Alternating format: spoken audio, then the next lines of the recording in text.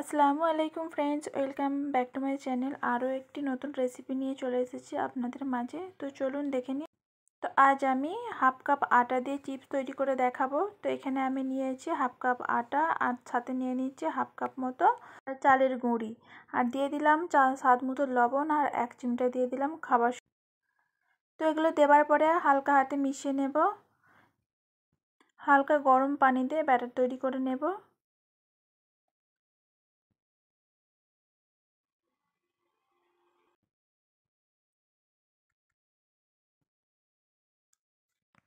তো এখানে ব্যাটারটা একটু পাতলা করব, তো অল্প অল্প পানি দিয়ে আমি মেখে নিতে চাইছি। আর দেখবেন একটু আঠালো ভাব আসবে।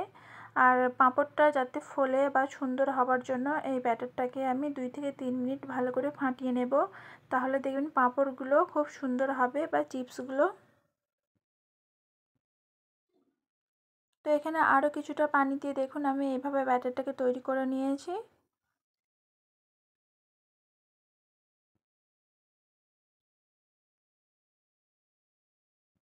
তো এখান থেকে আমি কিছুটা এবার তুলে নেব, যেহেতু আমি কালারফুল করব। তো এখানে আমি 3টে কালার মিশাবো। তো 3টে পাত্রের মধ্যে অল্প অল্প ঢেলে নিচ্ছি। দেখতে সুন্দর লাগার জন্য এটা আমি করছি। আপনারা চাইলে এমনি সাদাটাও করতে পারেন, তবে কালার দিলে খুব সুন্দর লাগবে দেখতে। আর এখানে আমি দেখুন গ্রিন কালার দিয়ে দিচ্ছি, আর এখানে আমি দিয়ে দিচ্ছি পিঙ্ক কালার।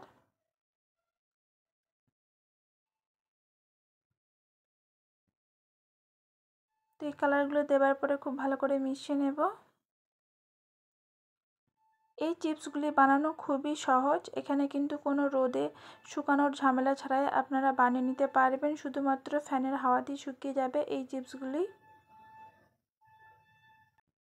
তো এখানে আমি অরেঞ্জ কালার দিয়ে তৈরি করে নিচ্ছি। তো দেখুন এখানে মাখানো হয়ে গেছে। 3টে কালারই আমি সাইডে রেখে দেবো। একটা প্লেট নেব, প্লেটের মধ্যে অল্প তেল মাখিয়ে নিতে হবে। তেলটা মাখিয়ে নিলে কি হবে, পিঠাগুলো যখন আমি তৈরি করব তখন দেখবেন খুব সহজেই উঠে যাবে। আর চেষ্টা করবেন একটু পাতলা করে তৈরি করতে।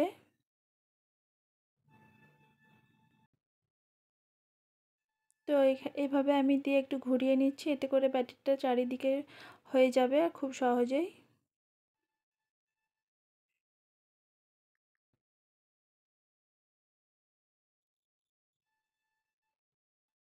দেখুন এখানে হয়ে গেছে। তো এবার আমি একটু হালকা চামচি সাহায্যে দিয়ে দিচ্ছি যেখানটায় মোটা হয়ে আছে। তো এইভাবে আমি সবগুলো পিঠা তৈরি করে নেব।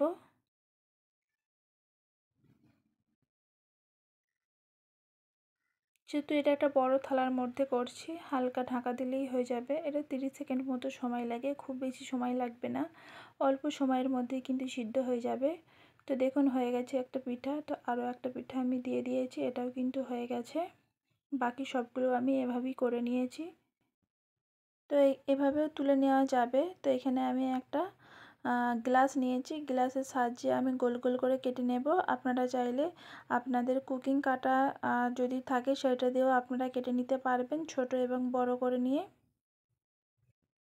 তো যেহেতু আমার কাছে এই গ্লাসটা আছে, তো এই গ্লাসটা দিয়ে আমি তৈরি করে নেব। আর খুব সহজেই কিন্তু পাঁপড়গুলো উঠে যাচ্ছে। আপনারা একবার হলেও বাড়িতে ট্রাই করবেন। এটা কিন্তু কোনো ঝামেলা নেই, একদম অল্প কিছু দিয়েই তৈরি করে নিতে পারবেন দারুণ মজাদার চিপস বা পিঠা। এগুলো কিন্তু ছোট থেকে বড় সকলেই কিন্তু খেতে পছন্দ করে। আর এই পিঠাগুলো আমি অনেক পাতলা করে ফেলেছি, একদম পাতলা। তবে এই পিঠাগুলো কিন্তু খেতে ভীষণ মজা হবে। আর যতটা পাতলা করবেন ততই কিন্তু পিঠাগুলো দেখতেও ভালো লাগবে, আর খেতেও কিন্তু অনেক সুন্দর হবে, আর মুচমুচে ভাবটাও কিন্তু আসবে। তো এখানে আমি বাকি যেগুলো আছে সেমভাবে কেটে নেব। তো এতক্ষণ আমার সাথে থাকার জন্য অসংখ্য ধন্যবাদ। আর এখনও অবধি যারা লাইক দেননি প্লিজ লাইক, আর নতুন বন্ধু হয়ে থাকলে চ্যানেলটিকে সাবস্ক্রাইব করে আমার পাশেই থেকে যান।